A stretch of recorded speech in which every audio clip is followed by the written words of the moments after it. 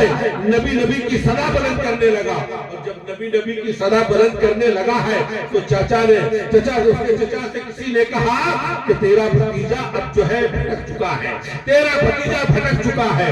نبی کہتا ہے، نبی کی صدا بلند کیا کرتا ہے، اسے سدھارو ورنہ وہ راستہ سے بھٹک چکا ہے۔ معزز سامعین کرام، چچا سوچنے لگا آخر میرا بھتیجا کرتا کیا ہے؟ جنگلوں میں بکری لے کر جاتا ہے، چراتا ہے، گھر آتا ہے اور پھر بکری لے کر جاتا ہے۔ چلو دیکھنا چاہتا ہوں میرا بھتیجا کرتا کیا ہے۔ جب وہاں گیا ہے تو کیا دیکھ رہا ہے کہ بھتیجا پیڑ کے نیچے بیٹھا ہے اور بیٹھے ہوئے سر کو سر نیچے کیے ہوا ہے، نگاہ جھکائے ہوا ہے، اور یا نبی کی صدا بلند کر رہا ہے، اور بکریوں کو بھیڑیے لوگ چلا رہے ہیں، جانور لوگ چلا رہے ہیں، چاروں طرف سے دیکھ ریکھ بکریوں کو بھیڑیے کر رہے ہیں۔ اور وہ جب دیکھا تو دیکھنے کے بعد تعجب میں پڑ گیا، میرا بھتیجا آخر کیا کام کرتا ہے کہ جو بکریوں کو پکڑنے والے جانور ہوتے ہیں وہ بکریوں کی چرواہی کر رہے ہیں، بکریوں کی دیکھ ریکھ کر رہے ہیں، اور میرا بھتیجا پیڑ کے نیچے بیٹھا ہے اور یا نبی کر رہا ہے۔ گھر آیا، آنے کے بعد کہا بھتیجا یا نبی کی صلاح چھوڑ دو ورنہ میرے گھر سے نکل جاؤ، تمہیں میرے گھر میں رہنا ہے تو یا نبی چھوڑنا ہوگا، اور اگر نہیں چھوڑو گے تو میرے گھر سے تمہیں نکلنا ہوگا۔ بھتیجا نے کہا میں چچا یہی چاہ رہا تھا، بھتیجا نے کہا چچا میں یہی چاہ رہا تھا کہ آپ مجھے گھر سے نکال دے تو میں آزاد ہو جاؤں گا، اور اس کے بعد نبی کی بارگاہ میں چلا جاؤں گا، اور یا نبی کی صدا بلند کرتا رہوں گا، میں نبی کے قدموں میں رہوں گا، نبی کے سامنے رہوں گا، کھاؤں یا نہ کھاؤں اس کا چنتا نہ، اس کا فکر نہیں کروں گا، بلکہ نبی کی بارگاہ میں رہوں گا، یہی میں چاہتا تھا۔ تو بھتیجے نے کہا یا نبی کی صدا میں نہیں چھوڑ سکتا، میں جو ہے یا نبی کا صدا نہیں چھوڑ سکتا، یا آپ کا گھر چھوڑ سکتا ہوں۔ بھتیجے نے گھر چھوڑ کر نکل گیا، جانے لگا تو کچھ دور گیا تو چچا نے کہا بھتیجا واپس آؤ۔ واپس آیا، آنے کے بعد پوچھا کیا بات ہے؟ کہا تیرے جسم پر جو کپڑا ہے اتار دو، تیرے جسم پر جو کپڑا ہے وہ میرا ہے، اتار دو۔ کپڑا اتارا، پھر آگے بڑھا ہے، آگے بڑھنے کے بعد جانے لگا، پھر چچا نے آواز دیا بھتیجا واپس آؤ۔ واپس آیا تو کہا تیرے پیر میں میرا چپل ہے وہ بھی اتار دو، تب آگے چلے جاؤ۔ جب وہ جانے لگا چپل بھی اتار کر آگے بڑھا ہے، دل میں خیال آیا ننگے بدن ہوں، چلو ماں کے پاس جاتا ہوں، ماں کہ ممتا تڑپے گی تو وہ کوئی کپڑا دے دے گی، کپڑا پہن کر کے نبی کی بارگاہ میں جاؤں گا۔ اور جب گیا ہے ماں کے دروازے پر، آواز لگاتا ہے، ماں اندر سے باہر نکلتی ہے، کہا بیٹا کیا بات ہے؟ کہا ماں آپ چچا نے گھر سے نکال دیا ہے اور نبی کو میں نے دیکھ لیا ہے، اور جس سے دیکھا ہے بے قرار و بے چینی بڑھ گئی ہے، جب تک نبی کو نہ دیکھوں گا مجھے چین نہیں ملے گا، اس لیے ماں مجھے کپڑا دے دو میں پہن لوں اور نبی کی بارگاہ میں چلا جاؤں۔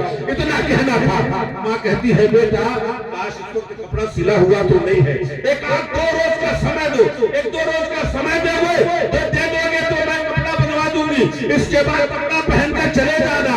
معزز سامعین کرام، ماں کہتی ہے تو بھتیجے نے کہا آقا کی بے چینی ستا رہی ہے، مجھے جانا ہے، کپڑا ہے تو دو ورنہ کوئی چادر دے دو لپیٹ کر میں آقا کی بارگاہ میں چلا جاؤں گا، آقا کی بارگاہ میں چلا جاؤں گا۔ ماں ایک چادر دیتی ہے، لپیٹتا ہے اور وہاں سے نکلا ہے، یا نبی کی صدا بلند کرتے ہوئے مسجد نبی کے دروازے پہ پہنچا اور وہاں جا کر کھڑا ہو گیا۔ نبی مجمع میں بیٹھے ہوئے تھے، نبی نے کہا کہ صدیق اکبر جاؤ دروازے پہ دیکھو کوئی آیا ہے، جائیے دیکھیے کوئی نہ کوئی آیا ہے، اور وہاں جاتے ہیں۔ جانے کے بعد دیکھتے ایک لڑکا چادر اوڑھے کھڑا ہے، اور وہاں گیا اور جا کر کے جو ہے حضرت صدیق اکبر جاتے ہیں، جانے کے بعد وہاں سے اس کے ہاتھ کو پکڑتے ہیں، کہتے آقا بلا رہے ہیں، گیا ہے اور جانے کے بعد بچھڑیاں لے کر رونے لگتا ہے، کہا یا رسول اللہ ابھی تک میں بے سہارا تھا، باپ آسایا سر سے اٹھ گیا تھا، ماں دوسری شادی کر لی تھی، چچا نے گھر سے نکال دیا تھا، میں بے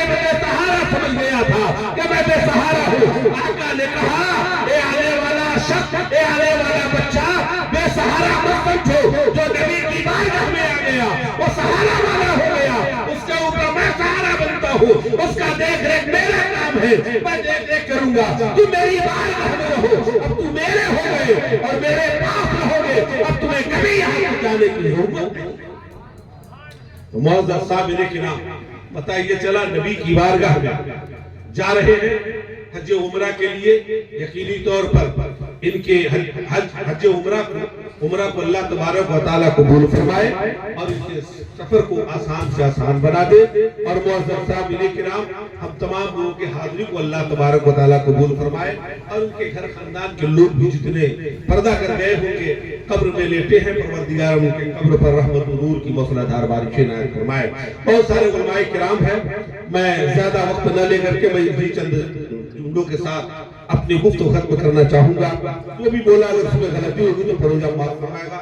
توبہ استغفر اللہ ربی من کل ذنب و اتوب الیہ، اور جو صحیح بولے ہوئے اس پر عمل کرنے کی توفیق اور رفیق عطا فرمائے۔ طوفان اہل سے کشف فائدہ۔ السلام علیکم ورحمۃ اللہ۔ سبحان اللہ، یہ کہ حضرت مولانا طیب عالم صاحب اللہ مشاہدی بہت خوبصورت بیان فرما رہے تھے۔ طبیعت چاہ رہی تھی کہ حضرت اور کچھ دیر مائک پر کھڑا رہتے، لیکن وقت اجازت نہیں دے رہا ہے اور آپ بھی مکمل ٹھنڈے پڑ چکے ہیں، ابھی ٹھنڈا نہیں ہونا ہے۔ اور ہم کو تو لگتا ہے کہ جھنجھرا کی آواز آ گئی ہے کہ نہیں؟ ایک دو آدمی ہے ادھر، لگتا ہے کہ اقبال بھائی ہیں، وہ اتنا زور سے جھنجھرا پیٹتے ہیں نا، ہے کہ نہیں، کہ سب کا دھیان ادھر ہی چلا جاتا ہے۔ جھنجھرا کی آواز ابھی نہیں آئی ہے، آذان کی آواز آئی ہے کہ نہیں؟